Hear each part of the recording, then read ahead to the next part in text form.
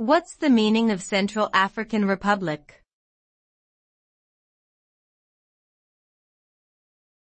Central African Republic.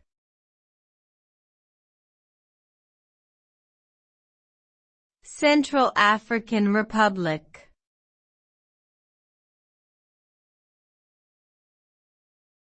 Central African Republic.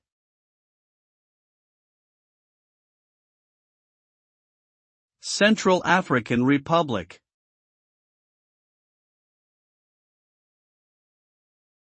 The Central African Republic is a landlocked country in Central Africa, bordered by Chad to the north, Sudan to the northeast, South Sudan to the east, the Democratic Republic of the Congo to the south, the Republic of the Congo to the southwest, and Cameroon to the west.